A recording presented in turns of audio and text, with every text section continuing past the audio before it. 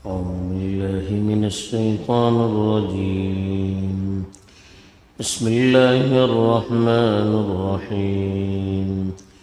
إن الذين كفروا وماتوا وهم كفار أولئك عليهم لعنة الله والملائكة والناس أجمعين خالدين فيها لا يخفف عنهم العذاب ولا هم ينظرون وإلهكم إله واحد لا إله إلا هو الرحمن الرحيم. الحمد لله رب العالمين والصلاة والسلام على سيد الأنبياء والمرسلين خاتم النبيين محمد وعلى آله وصحبه أجمعين أما بعد. کل جو آیات تلاوت کی گئی تھی اس میں ان لوگوں کا تذکرہ تھا جو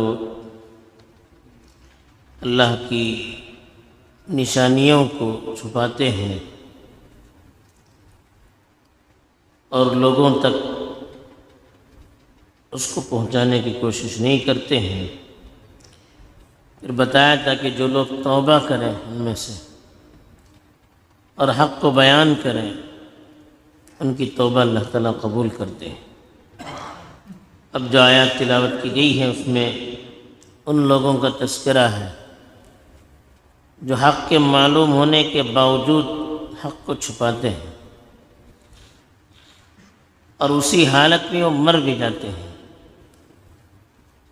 تو ان کا حشر کفار کے ساتھ ہوتا ہے اور ان پر لعنت ہوتی ہے آخرت میں بھی.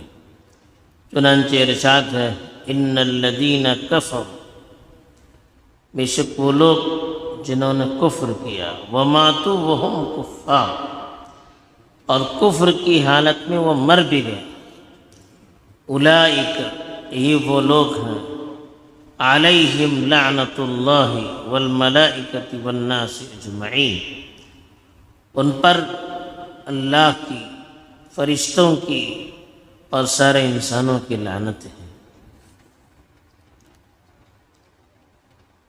تو علماء نے لکھا ہے کہ پچھلی آیت میں چونکہ خاص طور پر اہل کتاب کا تذکرہ تھا کہ وہ رسول اللہ صلی اللہ علیہ وسلم کی نشانیوں کو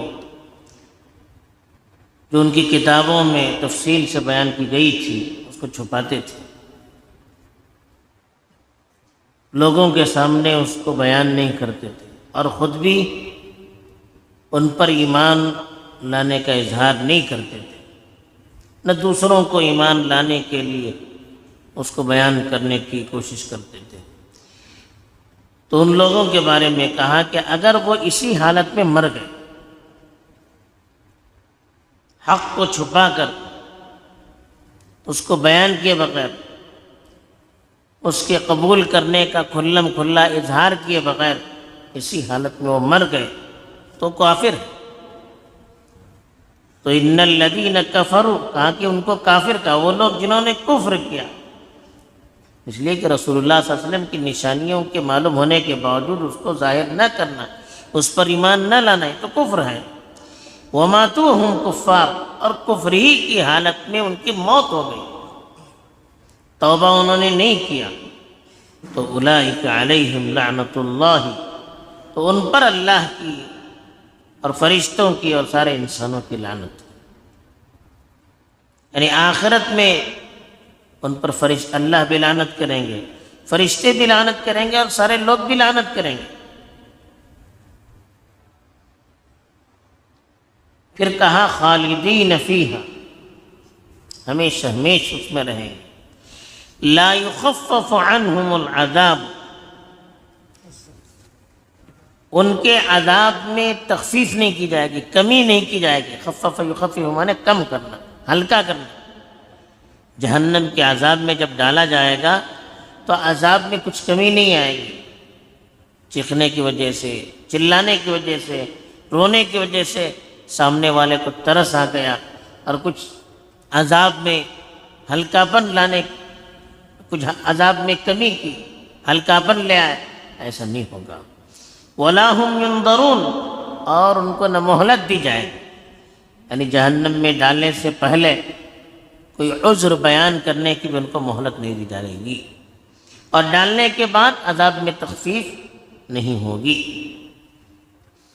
تو اب اس آیت کی بنیاد پر علماء نے لکھا ہے کہ آدمی جب تک زندہ ہو، اللہ نے کہا وَمَاتُوا وَهُمْ كُفَّارٌ أُولَٰئِكَ عَلَيْهِمْ لَعْنَةُ اللَّهِ، کہ یہ لوگ کفر کی حالت میں مر جائیں تو ان پر اللہ کی فرشتوں کے اور انسانوں کی لعنت کا۔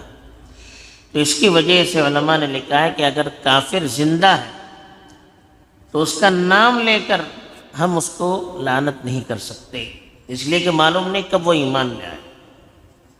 مطلق کہہ سکتے ہیں کہ کفار پر اللہ کی لعنت ہو، ظالموں پر اللہ کی لعنت ہو، غداروں پر اللہ کی لعنت ہو، کہہ سکتے ہیں، لیکن کسی کا نام لے کر نہیں کہہ سکتے، اس لیے کہ جب تک آدمی مرتا نہیں تب تک معلوم نہیں ہوتا ہے کہ اس کی موت کس حالت میں۔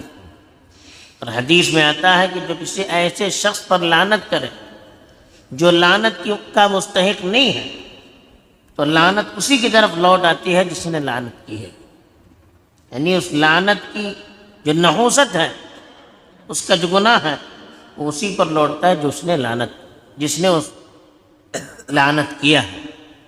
تو اس لیے کسی کو لعنت کرنے میں بھی بہت احتیاط کرنا چاہیے۔ پھر اللہ نے کہا کہ بھئی الہکم الہ واحد، الہ کہتے ہیں معبود کو، تمہارا معبود تو ایک ہی معبود ہے، عبادت کے لائق تو ایک ہی ذات ہے، خالق بھی ایک ہے اور عبادت کے لائق بھی ایک ہی ذات ہے، لا الہ الا ہو، اس کے علاوہ اور کوئی معبود نہیں ہے۔ جن جن چیزوں کو آپ اللہ کے ساتھ شریک کر رہے ہیں اور ان کی عبادت کر رہے ہیں وہ معبود نہیں بن سکتے۔ معبود تو وہ ہے جس نے سب کو پیدا کیا، سب کو جو روزی دیتا ہے، سب کے لیے وسائل مہیا کرتا ہے، وہ معبود بننے کے لائق ہے۔ جو کسی کو پیدا نہیں کر سکتے، کسی سے تکلیف کو پریشانی کو دور نہیں کر سکتے، کسی کو اپنی طرف سے کھلا پلا نہیں سکتے، کسی کے لیے سہولتیں مہیا نہیں کر سکتے، وہ معبود کیسے ہو سکتے ہیں؟ جن کو خود اللہ نے بنایا ہے وہ اللہ کے پارٹنر کیسے ہو سکتے ہیں؟ وہ عبادت کے لائق کیسے ہو سکتے ہیں؟ تو اسی لیے کہا لا الہ الا ہو، اس کے علاوہ اور کوئی معبود نہیں ہے۔ الرحمن الرحیم، تو بڑا مہربان ہے اور بار بار رحم کرنے والا ہے۔ کہ اللہ تعالیٰ بار بار اپنے رحم کی صفت کو بیان کر کے بندوں کو اپنی طرف متوجہ کرتا ہے تاکہ ان کو معلوم ہو جائے کہ کتنا بڑا گنہگار ہو، وہ اللہ کے پاس آئے گا، اللہ اس پر انتہائی شفقت کا اور رحمت کا معاملہ کرے گا، اور بار بار کرے گا۔ بار بار آپ سے غلطی ہو گئی، بار بار آپ اللہ کی طرف رجوع کریں گے تو بار بار اللہ تعالیٰ اپنی مہربانی کا، اپنی رحمت کا، اپنے فضل کا، اپنے انعام کا اظہار کرتے رہیں گے۔ تو گناہ بار بار بھی ہو جائے تو اللہ کی طرف رجوع کرنے سے ہمیں ہچکچانا نہیں چاہیے، ہمیں شرمانا نہیں چاہیے۔ اس کے علاوہ کون ہے جو ہمیں معاف کر سکتا ہے، جو ہماری اصلاح کر سکتا ہے، جو ہمیں صحیح راستے پر لا سکتا ہے، اور کون ہے؟ تو اس لیے اللہ نے کہا ایک ہی معبود ہے، تو اسی کی طرف ہمیں رجوع کرنا ہے، اور جتنی بار چاہے ہم سے غلطی ہو جائے ہمیں شرمانا نہیں ہے، ہمیں یہ سمجھنا نہیں کہ بار بار جانے سے اللہ کو تکلیف ہوگی، نہیں۔ اب جتنی بار جائیں گے اللہ اتنی بار ہم پر رحم کریں گے اور اپنے فضل کا اظہار کریں گے۔ اللہ تعالی ہمیں ان آیات میں جو پیغام دیا گیا ہے اس پیغام کو سمجھ کر اپنی زندگی کو اس کے مطابق ڈھالنے کی توفیق دے۔ آمین۔ سبحان اللہ۔